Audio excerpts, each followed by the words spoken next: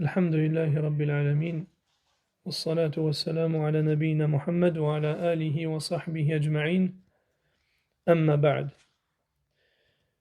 Donc nous sommes arrivés au troisième point, قوله المسألة الثالثة الدعوة إليه. Donc le troisième point, c'est l'appel à cette science et à cette mise en pratique. Donc comme on a vu, c'est que parmi les choses qu'il est obligatoire à chaque musulman et chaque musulmane de connaître, la première chose, on a dit, c'est quoi? C'est l'ilm, c'est-à-dire la connaissance, la science. Et cette science, c'est quoi? On a dit, c'est le fait de connaître Allah, de connaître son messager, de connaître la religion de l'islam avec ses preuves. La deuxième chose, on a dit que c'était quoi? La mise en pratique de cette connaissance.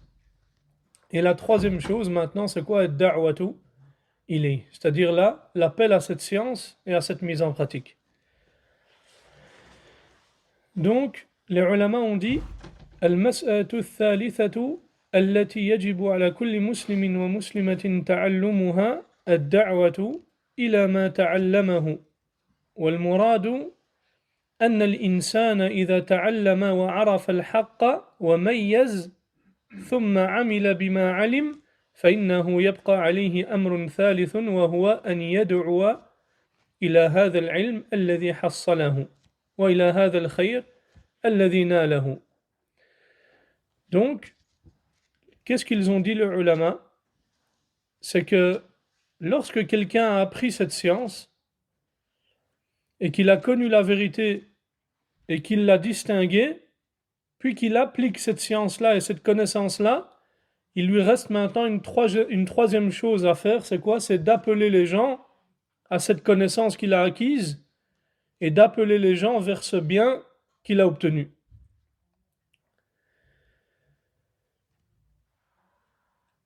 وذلك لأن العلم خير ونور فلا ينبغي أن تحبسه على نفسك ولا توصله إلى غيرك. Donc, et c'est parce que la connaissance, c'est quoi? C'est un bien et une lumière. Et tu ne dois pas la garder pour toi et ne pas la transmettre aux autres. Et lorsque toi tu apprends cette science-là, comme cette science t'est parvenue à toi par le biais d'autrui, il faut également que tu la transmettes. Car cette science ne t'est parvenue qu'à travers la da'wa. Et la science que tu possèdes aujourd'hui, elle t'est parvenue parce que les compagnons du prophète sallallahu alayhi wa sallam l'ont transmise du prophète sallallahu alayhi wa sallam.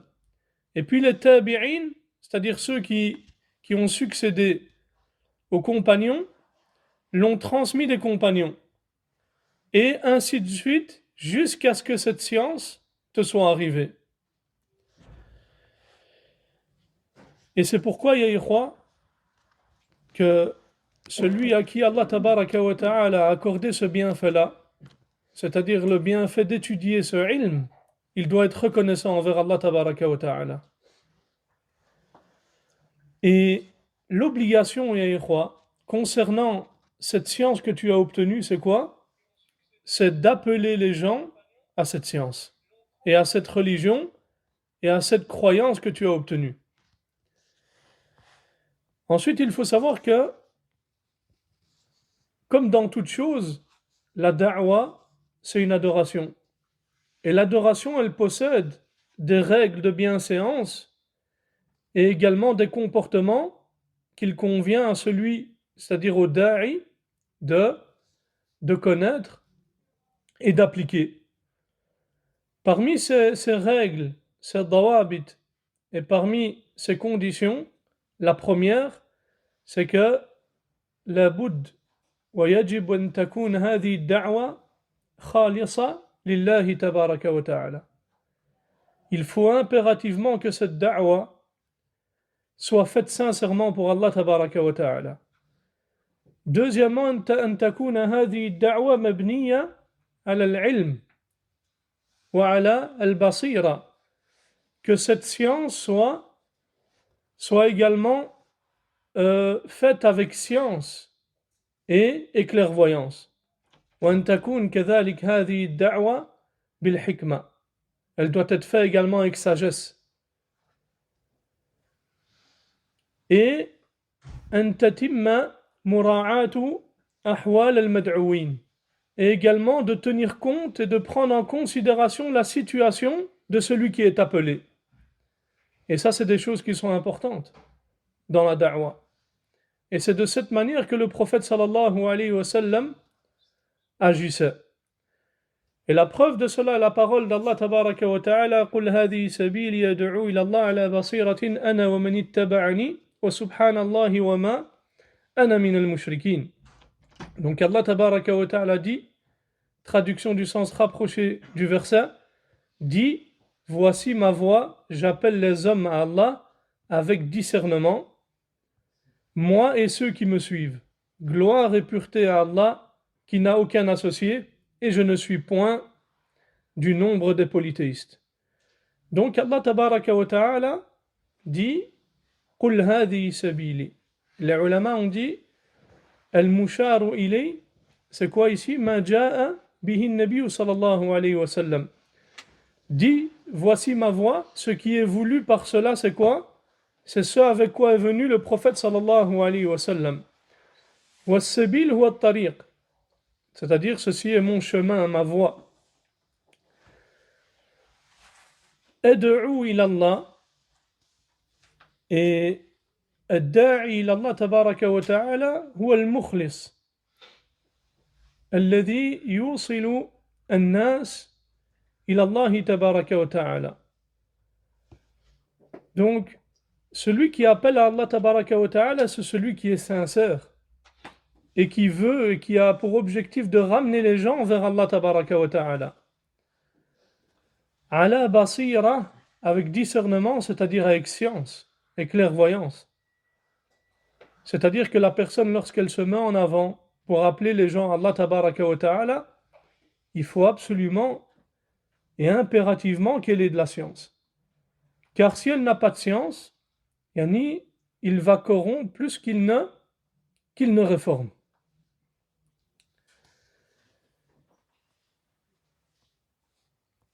Ensuite, Allah nous dit également, donc, قُلْ هَذِهِ سَبِيلِي أَدْعُو إِلَى اللَّهِ عَلَى بَصِيرَةٍ أَنَا وَمَنِ اتَّبَعَنِي. Et la science ici, elle englobe, comme l'ont dit les ulama, trois choses. La première, al-ilmu bi-shar', c'est-à-dire la science, la connaissance, on va dire, de la législation. Également, hal al-mad'u, c'est-à-dire la situation de celui qui a appelé. Et ça, c'est quelque chose également de très important. C'est-à-dire comment tu vas approcher, toi, la personne que tu vas appeler à Allah tabaraka wa ta'ala. On ne va pas appeler tout le monde de la même manière. On va voir la situation de la personne. Certaines personnes ont besoin de douceur, et peut-être que d'autres personnes ont besoin de dureté. Car la dureté, des fois, elle fait partie également de la sagesse. Donc ça, c'est quelque chose d'important, et à prendre en considération, c'est quoi la situation de celui qui est appelé à Allah tabaraka wa ta'ala. Et également, at-tariq al-musili ila al-maqsoud, c'est-à-dire le moyen qui conduit à l'objectif recherché. Et également, Allah tabaraka wa ta'ala nous dit dans le Coran: Ud'u ila sabili rabbika bil hikmati wal maw'izati al hasanati wajadilhum billati hiya ahsan. Avec sagesse et bonne exhortation, appelle les hommes à la voix de ton Seigneur et discute avec eux de la meilleure façon. وأمر آخر ينبغي على طالب العلم أن يعتني به فيما يتعلق بالدعوة وهو أن يبدأ بالأهم فالأهم فلا يليق بطالب العلم يرى أناسا من حوله قد وقعوا في الشرك وقد وقعوا في بعض المعاصي ثم هو ينكر عليهم المعصية فمن الخطأ أن يقدم al-mafdoul ala al-fadil. Qu'est-ce qu'ils disent les ulama également, ya ikhwa? Et ça, c'est un autre point qu'il incombe à l'étudiant en sciences religieuses de prendre en considération concernant la da'wa. C'est quoi? C'est qu'il commence par le plus important, puis par ce qui suit en importance.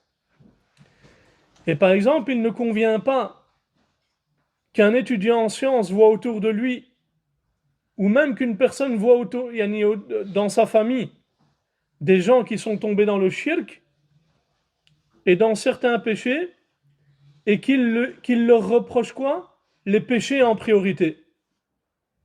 Ça, c'est une erreur dans la da'wah. Et c'est une erreur de faire passer ce qui est moins important avant ce qui est plus important. Et ce qui est obligatoire et roi, c'est d'appeler les gens vers ce qui est le plus important, c'est-à-dire le tawhid d'Allah tabaraka wa ta'ala. Ça, c'est la première chose qu'on fait. Et dans ces choses-là, il ne faut pas se dire peut-être que ce ne sera pas profitable, ou les gens, ça va se... Non. Ce qu'il faut se dire ici, c'est que la bénédiction, elle est dans quoi? Dans ce avec quoi est venu le prophète Mohammed sallallahu alayhi wa sallam. Le prophète Mohammed sallallahu alayhi wa sallam était considéré comme étant quelqu'un de véridique. Les gens acceptaient sa parole. Les gens revenaient vers lui justement pour essayer de trancher entre eux, pour essayer de réconcilier les gens. Et il n'y a aucun doute que parmi les Quraysh, il y avait des gens qui avaient des manquements et des péchés. Pourtant, le prophète sallallahu alayhi wa sallam a commencé avant tout par le tawhid. Et pendant 10 années, le prophète sallallahu alayhi wa sallam a appelé à cela. C'est-à-dire qu'il n'a cessé d'appeler au tawhid jusqu'à sa mort. Lakin pendant 10 ans, il n'a appelé qu'au tawhid.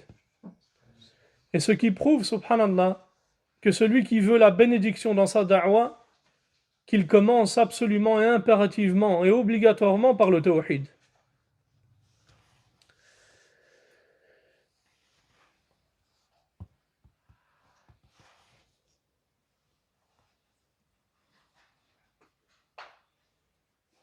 Et donc c'est exactement, comme on a dit, la situation du prophète sallallahu alayhi wa sallam lorsqu'il était à la Mecque. Et comme on a dit, subhanallah, les gens de Quraysh, ils avaient des péchés. Pourtant, le prophète sallallahu alayhi wa sallam ne s'est pas préoccupé de leurs péchés. Car ces gens-là étaient privés du fondement. Et quel est ce fondement? C'est-à-dire l'islam, c'est-à-dire le tawhid, le fait d'adorer Allah tabaraka wa ta'ala seul, sans rien lui associer. Et ces gens-là étaient dans le shirk. Alors le prophète sallallahu alayhi wa sallam les a d'abord appelés au tawhid et à délaisser le shirk jusqu'à ce que cela soit concrétisé chez eux. Et ensuite il les a appelés à ce qui venait après, parmi les obligations, les interdictions et autres préceptes religieux. Et donc c'est de cette manière-là que doit agir l'étudiant en sciences et le prédicateur. Le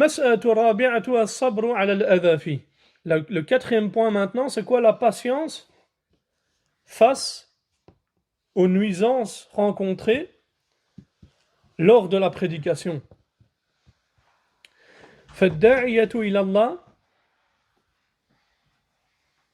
لا بد أن يوطن نفسه على أن هذا الطريق ليس مفروشا بالورود وإنما هو طريق محفوف بالأذى وبالمكاره. Le prêcheur et ikhwa qui appelle à Allah tabaraka wa ta'ala, et même celui qui appelle à Allah tabaraka wa ta'ala dans sa famille, il faut absolument qu'il se prépare psychologiquement à ce que ce chemin ne soit pas pavé de fleurs. Les gens, ils ne vont pas vous mettre un tapis de fleurs. Ils ne vont pas vous accueillir avec un tapis rouge. Yani, c'est un chemin entouré d'épreuves et de difficultés. Et c'est ça la da'wah. C'est pourquoi celui qui appelle à Allah tabaraka wa ta'ala doit absolument avoir à l'esprit qu'il peut être blessé, combattu, insulté, mis à l'épreuve. Et il peut lui arriver toute forme d'épreuve dans cette vie d'ici-bas. Mais il doit patienter, endurer est supporté pour deux raisons, comme l'ont mentionné les ulama. La première raison, لأنه يسلك طريق الأنبياء والمرسلين فهم قد سبقوه بالدعوة وسبقوه أيضا بما نالهم من الأذى والنصب. La première raison, parce qu'il emprunte le chemin des prophètes et des messagers. Et les prophètes et les messagers l'ont précédé dans la da'wah.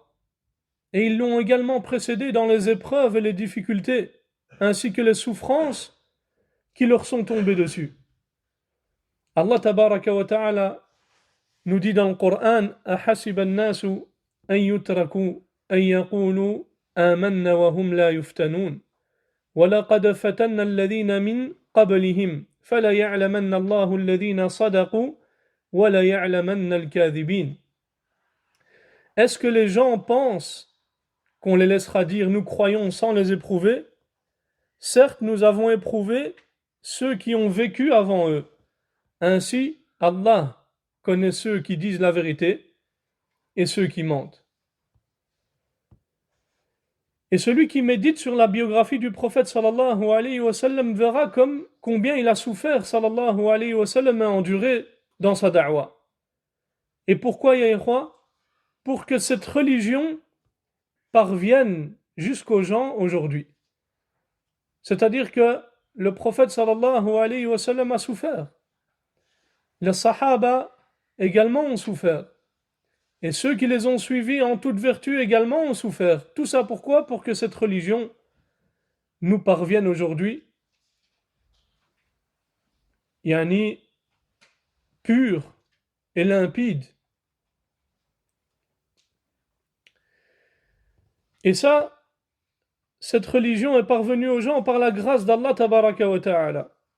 Et ensuite par la patience du prophète sallallahu alayhi wa sallam et celle des prédicateurs et des du'at qui sont venus après lui sallallahu alayhi wa sallam. Deuxième raison, ya ikhwa, les ulama ont dit وَلِأَنَّهُ بِصَبْرِهِ عَلَى هَذِهِ الْمَشَاقِ يَنَالُ الثَّوَابَ مِنْ رَبِّهِ سُبْحَانَهُ وَتَعَالَى وَبِقَدْرِ الْبَلَاءِ يَرْفَعَهُ اللَّهُ وَيَأْجُرُهُ. La deuxième raison, c'est parce qu'en patientant face à ces difficultés, le prédicateur obtient la récompense de son Seigneur. Et à la mesure de l'épreuve, Allah tabaraka wa ta'ala l'élève et le récompense. Et il a été rapporté dans le hadith authentique lorsqu'un homme est venu interroger le prophète sallallahu alayhi wa sallam et lui a dit Ayyun nasi ashaddu bala'an. Yani, qui sont les gens qui sont le plus éprouvés? Et le prophète sallallahu alayhi wa sallam a dit, il dit Al-anbiya thumma al-amthal fal-amthal. C'est-à-dire ce sont les prophètes et ensuite le plus pieux vers le moins pieux.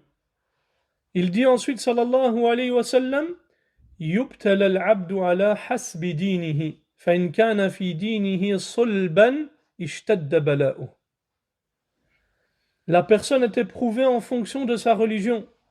Et si sa religion est forte, alors son épreuve sera dure. وإذا كان وإن كان في دينه رقة ابتلي على حسب دينه. Et s'il y a une faiblesse dans sa religion, alors il sera éprouvé en fonction de sa religion. Ensuite, le prophète sallallahu alayhi wa sallam a dit et le serviteur ne cesse d'être éprouvé jusqu'au moment où l'épreuve le laisse alors qu'il marche sur la terre sans qu'il n'ait plus aucun péché. Et as-sabru ya ikhwa dans le lugha, dans la langue arabe, as-sabru c'est al-habs, c'est-à-dire l'abstention. Et shar'an, c'est-à-dire dans la terminologie religieuse, c'est habsun nafsi ala al-ashya ou anil ashya. C'est-à-dire c'est de persévérer sur certaines choses et s'abstenir d'autre chose. Et les savants ont dit que la patience se divise en 3 catégories. As-sabru ala ta'atillah. La première catégorie, c'est la patience dans l'obéissance à Allah, comme la patience dans la prière, la zakat, l'accomplissement du hajj, le jeûne et autres. Deuxième catégorie, as-sabru an ma'asiyatillah, la patience face au péché, c'est-à-dire le fait de retenir son âme de ce qu'elle désire accomplir comme interdit. La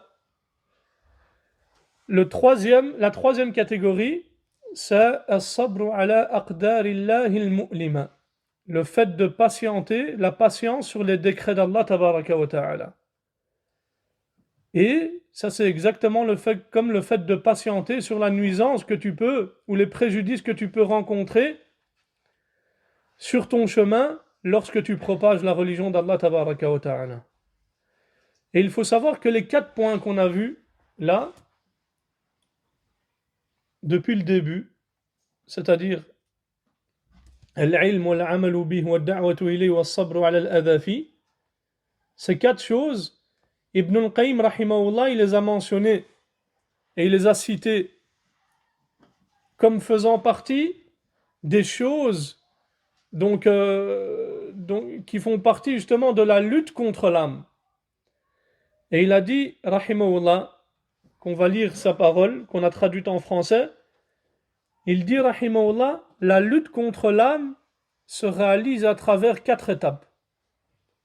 La première étape, c'est le fait de combattre son âme en la contraignant à prendre connaissance de la guidée et l'apprentissage de la religion de vérité, sans laquelle l'âme ne peut parvenir au succès ni au bonheur dans la vie présente et dans l'au-delà. Si cette connaissance lui échappe, alors elle ne connaîtra que désolation dans les 2 demeures. Donc la première chose, c'est l'ilm. La deuxième étape, qu'il lutte contre son âme afin de la faire œuvrer selon cette science apprise, car la science dénuée de mise en pratique, si tant est qu'elle ne nuise pas, ne profite en rien. Donc la deuxième chose, c'est le fait de mettre en pratique cette science. La troisième étape, qu'il la combatte de manière à ce qu'il puisse appeler à cette connaissance et l'enseigner à celui qui l'ignore. Et s'il se dérobait à cela, il serait du nombre de ceux qui dissimulent la guidée d'Allah, la guidée qu'Allah a fait descendre, ainsi que ses épreuves manifestes, et la science en sa possession ne lui serait d'aucune utilité, ni ne saurait lui épargner le châtiment d'Allah. La quatrième étape, c'est qu'il lutte contre elle afin de la contraindre à patienter sur les difficultés rencontrées dans l'appel à Allah, ainsi que les persécutions subies de la part des gens. Et qu'elle supporte tout cela pour Allah tabaraka wa ta'ala. Et si l'individu parfait la réalisation et la concrétisation de ces quatre étapes, alors il sera compté parmi les éducateurs. Les éducateurs, c'est qui? Rabbaniin. Et les salafs sont unanimes pour dire que le savant ne mérite d'être appelé Rabbani, c'est-à-dire éducateur, que lorsqu'il connaît la vérité et donc la met en pratique et l'enseigne. Donc fin de citation. Ensuite, le cheikh Mohammed ibn Abdul Wahhab rahimahullah nous dit وَالدَّلِيلُ قَوْلُهُ تَعَالَى وَالْعَصْرِ إِنَّ الْإِنسَانَ لَفِي خُسْرٍ إِلَّا الَّذِينَ آمَنُوا وَعَمِلُوا الصَّالِحَاتِ وَتَوَاصَوْا بِالْحَقِّ وَتَوَاصَوْا بِالصَّبْرِ. Donc la preuve des 4 points qu'on a cités précédemment, c'est la parole d'Allah tabaraka wa ta'ala par le temps.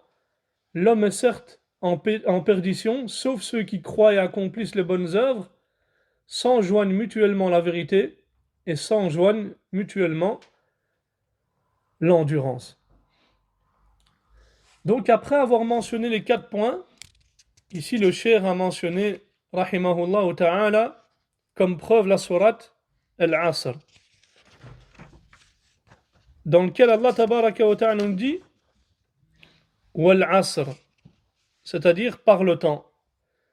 Wal-Asr huwa ad-dahr wal-zaman, c'est-à-dire Allah tabaraka wa ta'ala ici a juré par le temps en raison de sa valeur.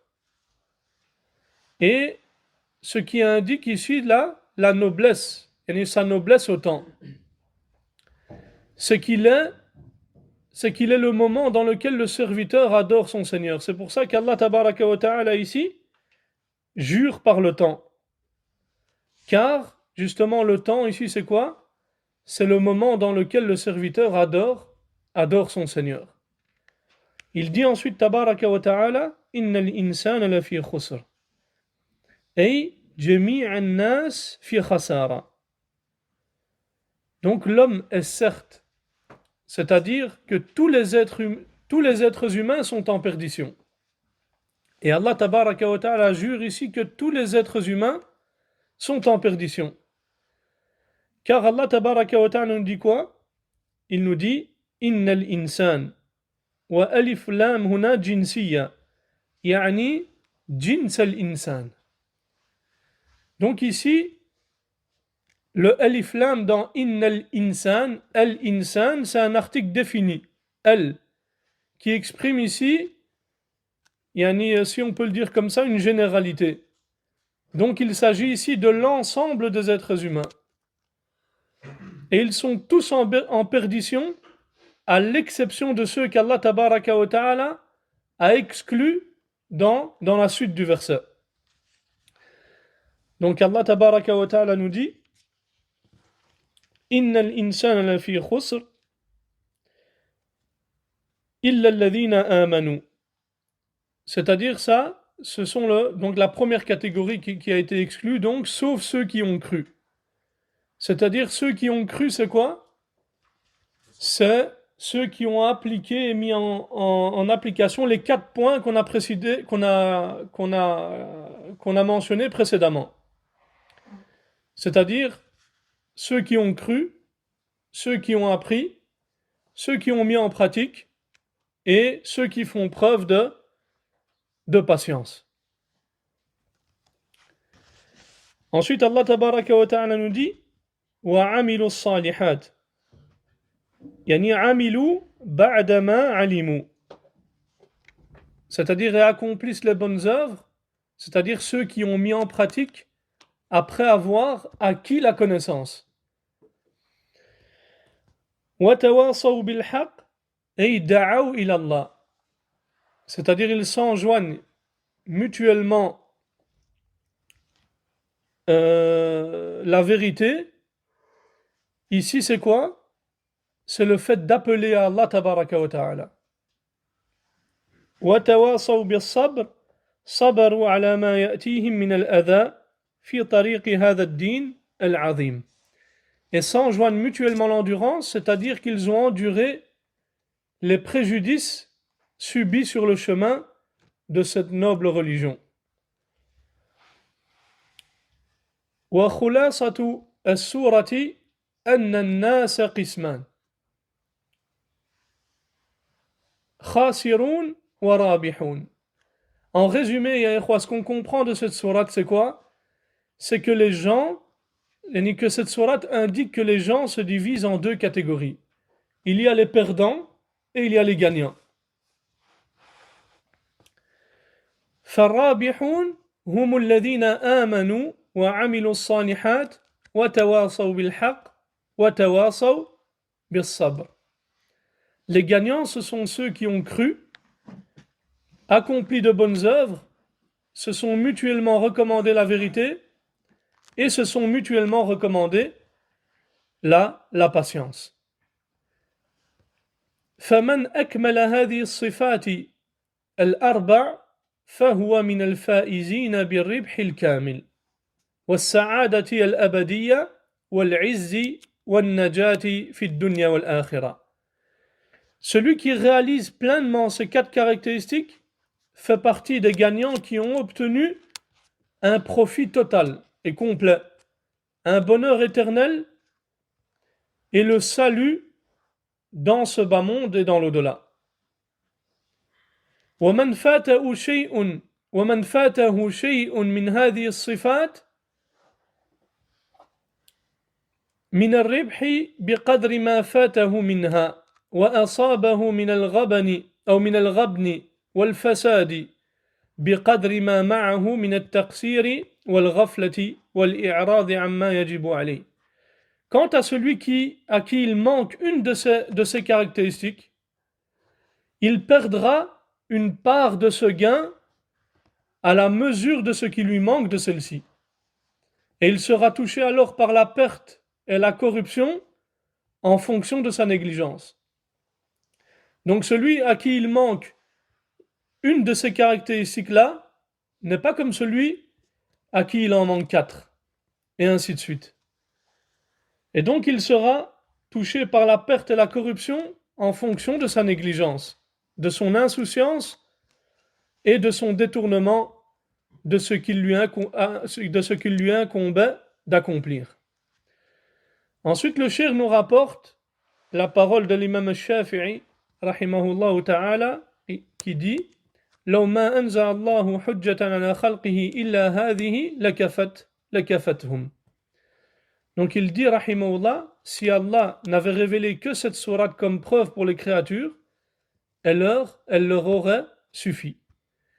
Et l'imam al-Shafi'i ici, c'est qui? C'est Mohammed ibn Idris al-Shafi'i, qui est connu, Sahib al-Madhab.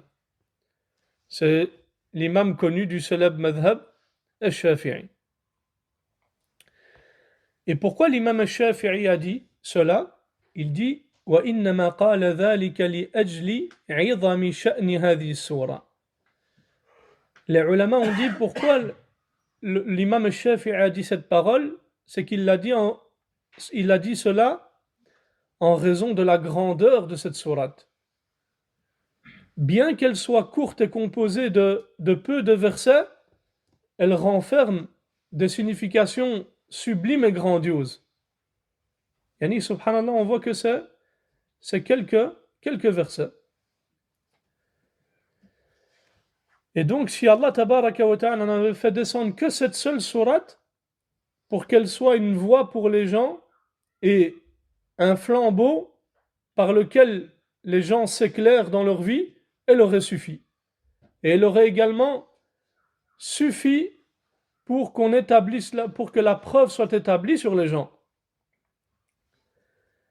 Car elle englobe les 4 degrés qu'on a mentionnés. وقال العلماء في هذه السورة وعيد شديد وذلك لأنه تعالى حكم بالخسران على جميع الناس إلا من كان آتيا بهذه الأشياء الأربع وهي الإيمان والعمل الصالح والتواصي بالحق والتواصي بالصبر والنجاة معلقة بمجموع هذه الأمور. Les savants, qu'est-ce qu'ils ont dit également? Ils ont dit dans cette sourate se trouve également une menace sévère. Car Allah tabaraka wa ta'ala a jugé tous les hommes en perdition. Yani, Allah tabaraka wa ta'ala a juré que tous les hommes étaient donc en perdition, excepté ceux qui réunissent les 4 caractéristiques que nous avons mentionnées.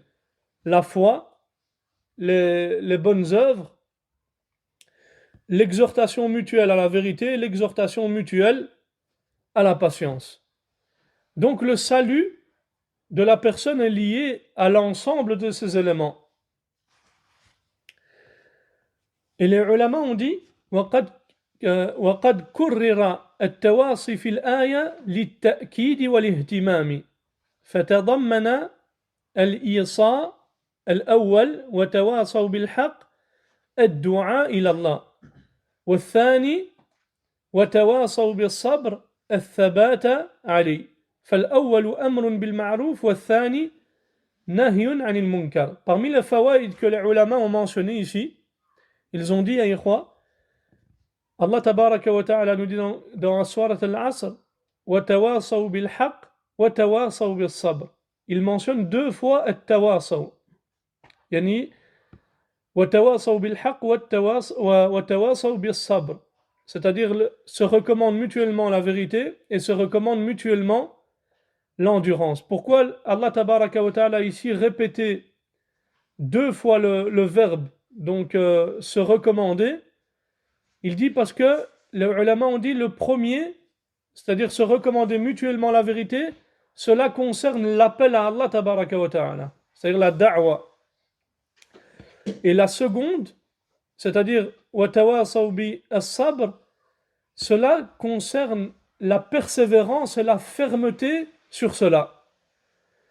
Donc la première chose concerne le fait d'ordonner le bien, al-amru bil ma'ruf, et le deuxième concerne quoi? Le fait d'interdire le mal, c'est-à-dire an-nahi anil munkar. فإن قيل كيف يقول الشافعي إن الناس يكفيهم هذه السورة والله سبحانه أنزل القرآن فيه الأحكام والمواعظ والأخبار مما لا يغني بعضه عن بعض.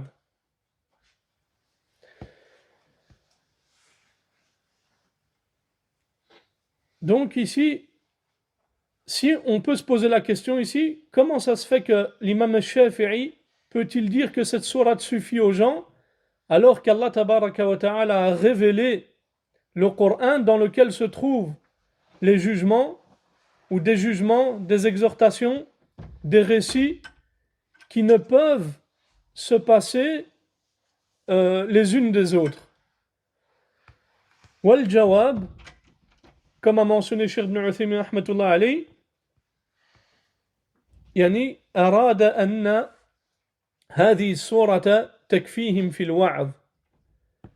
C'est la réponse, c'est que l'imam Shafi'i voulait par cela que cette sourate suffit en matière d'exhortation.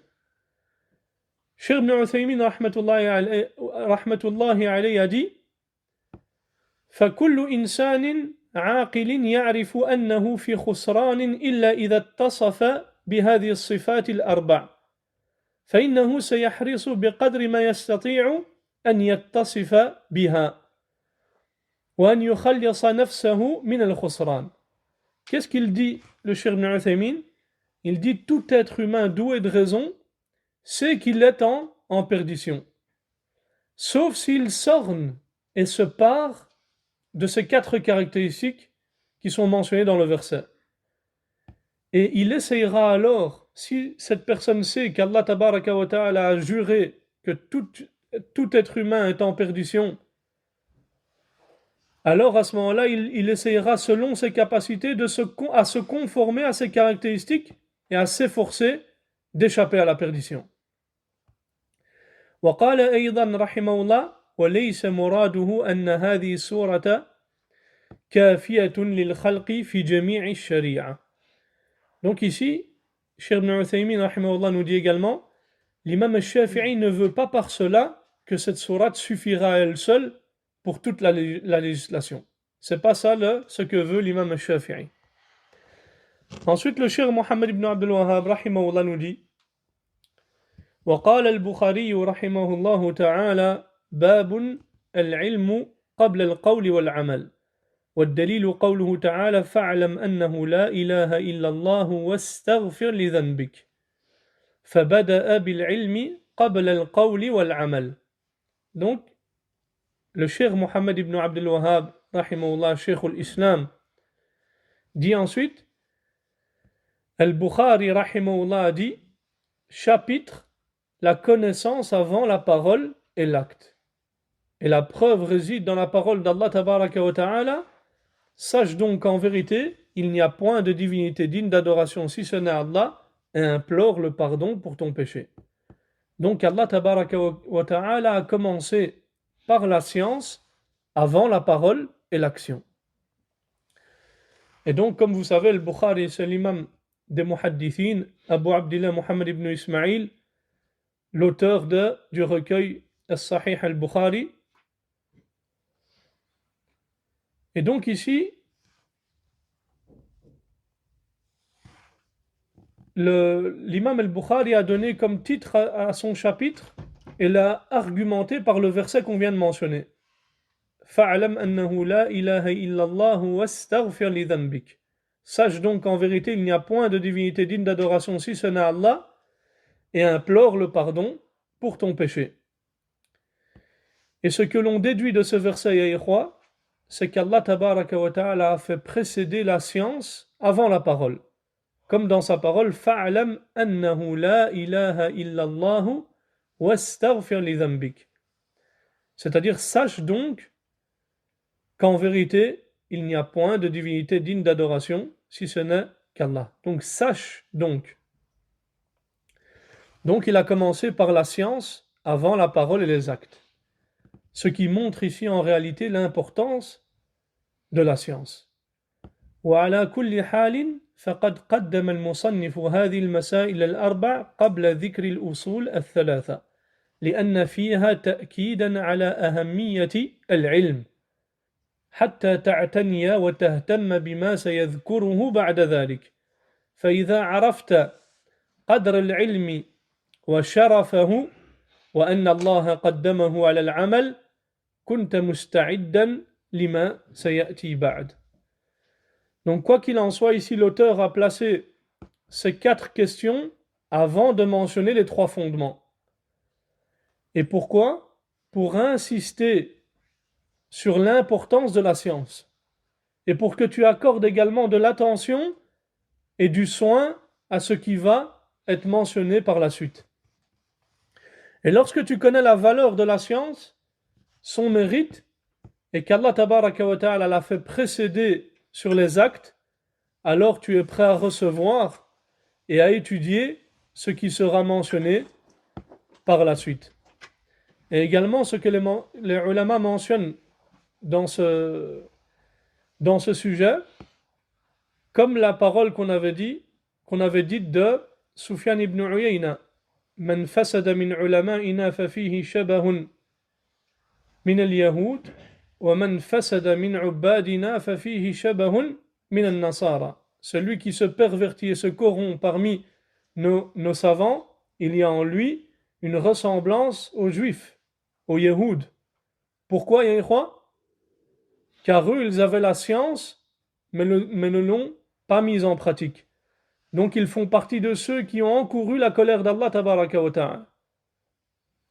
Et il dit ensuite, Sufyan ibn Uyayna rahimahullah, وَمَنْ فَسَدَ مِنْ عُبَّادِنَا فَفِيهِ شَبَهٌ مِنَ النَّصَارَى. Et celui qui se corrompt et se pervertit parmi nos dévots, il y a en lui une ressemblance aux chrétiens. Pourquoi aux chrétiens, ya ikhwa? Parce que eux agissaient et mettaient en pratique sans science. Donc celui qui a la science, la connaissance, et qui ne la met pas en pratique, il y a en lui une ressemblance au Yéhoud.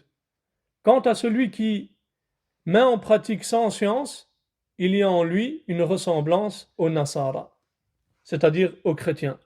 Et c'est pour ça que toi, Allah tabaraka wa ta'ala t'a ordonné de réciter 17 fois par jour, obligatoirement, et pour celui qui fait de nawafil le dit encore plus, dans la sourate al-Fatiha, غَيْرِ الْمَغْضُوبِ عَلَيْهِمْ وَلَا الضَّالِّينَ.